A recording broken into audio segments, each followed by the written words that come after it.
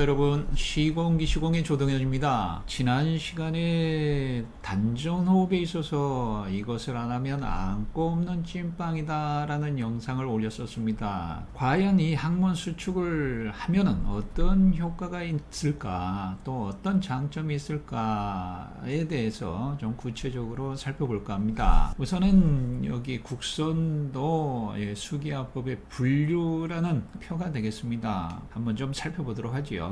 여기에서 중기, 건구원, 원기 이렇게 구분을 했습니다. 여기에서 이 밑에 또 가운데 설명을 드리다 보면 시간이 좀 많이 흐른 관계로 우선은 제 영상을 꾸준히 본 분들이 많다라는 전제하에 결론만 말씀드리도록 하겠습니다. 이 토단법이라고 하는 데에서는 주로 횡격막을 활성화시키도록 되어져 있고, 수화단법이라고 하는 데는 골반막, 상하단법이라고 하는 것은 생식기막을 주로 활성화시키는 단법들이다, 이렇게 구분을 해볼 수가 있겠죠. 횡격막, 골반막, 생식기막 세 막을 조화롭게 움직일 수 있어야 단전호흡이 잘 되어진다라고 볼 수가 있겠죠. 그래야 입안에 침이 나오고 아랫배에 열감을, 단열을 느낄 수가 있다는 얘기죠. 그래서 여기에 이제 횡격막, 골반막, 생식기막과 관련이 있는 것이 우리의 신체 리듬에 해당되는 태음경과 양명경, 또는 골반막에 해당이 되는 소음경과 태양경, 생식기막에 해당이 되는 고름경과 소양경이 다 활성화되어져야 이 삼막이 다 열린다라고 할 수 있겠죠. 그러면 여기에 구체적으로 들어가기 전에 이 내용을 숙지를 해 놓으시기 바랍니다.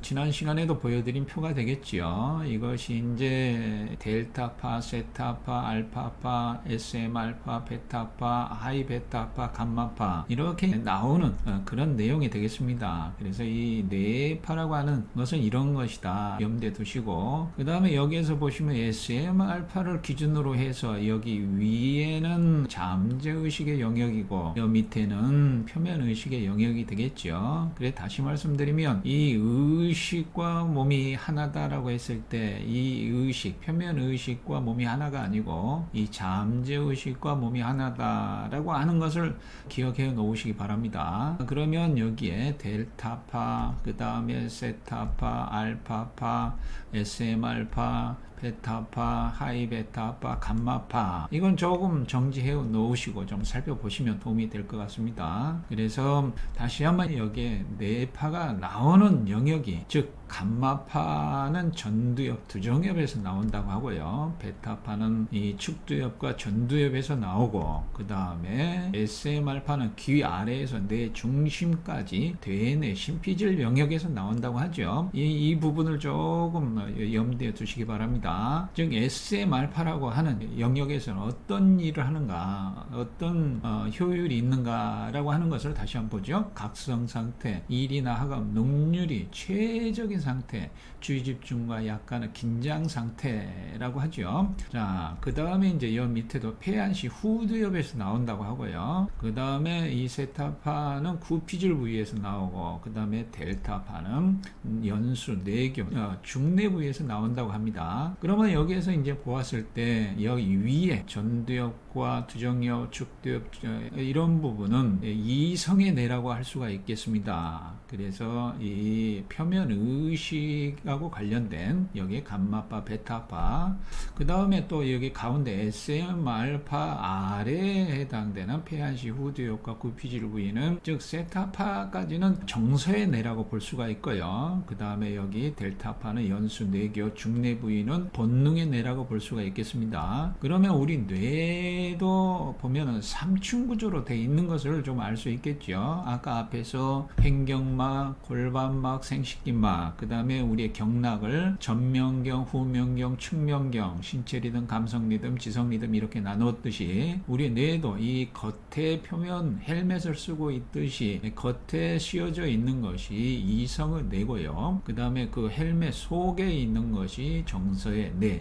그 다음에 그 속에 아래에 있는 것이 본능의 뇌라고 볼 수가 있겠습니다. 지금 여기에서 이제 제가 앞에서 설명드렸듯이, 그런데 여기에서 이제 이제 이 SM 알파라고 하는 것이 여기에 이 부분에서 나온다고 하는 거지요. 이것이 이제 여기에 보시면 운동 중추, 즉 중심 앞고랑이라고 하죠. 운동 중추를 담당하는 그런 고랑이고요. 그다음 여기 뒷고랑에서는 감각 중추를 담당하는 고랑이 되겠죠. 그래서 운동, 모션, 그다음에 감각, 센스 해가지고 SM 알파다, SM 리듬이 나오는 파다. 그래서 SM 알파가 이 부분에서 나온다고 하거든요. 그러면 여기에 보시면 SM 알파가 여기에 보면 귀 아래에서 뇌 중심부까지 되는 심피질 영역이라고 했지 않습니까? 그래서 이 가운데 백회 부분에서 이렇게 앞, 뒤로 전두엽과 후두엽도 연결이 되어 있고, 그 다음에 이 측두엽까지 양쪽으로 연결이 되어져 있고, 그래서 전부 다 네트워크로 중간자 역할을 한다는 거죠. 그 다음에 이제 여기에 겉표면만 그러는 것이 아니고 속으로 들어가서 정서의 뇌까지도, 그 다음에 본능의 뇌까지도 연결시킬 수 있는 중간자 입장, 즉 중이라는 얘기죠. 그래서 이 SM 알파를 가지고 여기에서 이 세타파에 빠지면 이 수면파 아니겠습니까? 잠잘 때 잠에 빠지지 말고 델타파, 무의식의 영역까지도 깨어있는 걸 가지고 들어갈 수 있을 때 여기에서 이성의 뇌, 감성의 뇌, 본능의 뇌를 다 통합시키듯이 여기에서 보시면 이런 내용이 나옵니다. 여기에 이 인맥과 동맥을 순환시키는 그런 능력이 나온다는 거죠. 이것이 보면 어린애와 같은 상태에서 나오는 뇌파가 세타파라고 했지 않습니까? 그 세타파 정도가 되어지면 예를 들어서 치과 치료를 받을 때 마취 없이도 받을 수 있는, 관원장이 화타에게 치료를 받을 때 바둑을 두고 있을 때 그런 정도의 주의 집중, 깊이 들어가 있는 집중의 그런 상태가 되겠죠. 그런 상태까지도 졸음파에 빠지지 않고 깨어있는 걸로서 영향을 미칠 수 있는 것이 SM 알파란 얘기죠. 바로 여기 가운데. 그래서 이런 임도교통, 예를 들어서 즉 임도교통이라고 하는 것은 이 상단전과 하단전을, 그리고 이 중단전, 3단전을 다 통일시키겠다, 천지인을 합일시키겠다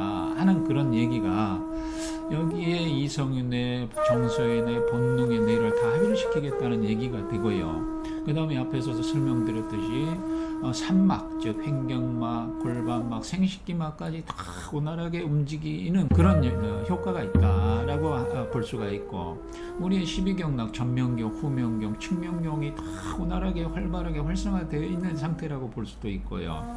그래서 우리의 육체의 어떤 경락과 또는 우리의 인체 호흡에 있어서 산막, 그 다음에 이 뇌의 구조적으로 삼층, 이런 것들이 다 일맥상통한다. 그래서 여기에 SM 알파를 깨울 수 있는 것이 이 백회와 일맥상통한 하나로 통할 수 있는 것이 회음이지 않습니까? 그래서 회음 옆에 있는 항문, 즉 성기 쪽하고 항문 쪽하고 8팔자로 관략까지 연결이 되어져 있죠. 그래서 항문을 수축을 함으로써 그 백회가 열리면 이러한 SM 알파가 활성화되어져서 깊이 들어가면 졸음에 빠질 수 있는 그런 뇌파까지 들어가면서도 깨어 있을 수 있는 그런 효과가 이 SM 알파란 얘기죠. 그래서 항문을 수축해 주라 하는 얘기가, 즉 집중을 하면서도 깨어 있을 수 있는 그런 효과를 보기 위해서 항문을 수축해 주란 얘기거든요.